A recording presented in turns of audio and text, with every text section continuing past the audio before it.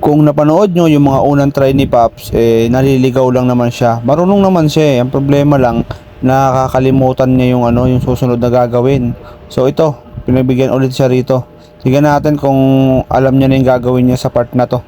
Medyo hindi ko rin sure kung nakapasa siya rito o hindi eh. Tingnan natin, no. So ayan, slalom. Okay naman siya sa part na yun. Dito tayo sa figure of 8 na maliit. Okay, sa figure of 8 na maliit, unang pasok, very good. Pangalawang pasok niya rito. Okay din, very good din. Tapos yun lang, hindi na siya bumalik doon. Dito na agad siya sa namin number 1. So number 1, tingnan natin kung okay naman siya rito. Okay naman siya oh, sana oh. Number 2, okay din naman. Kayang-kaya naman niya eh. Okay din.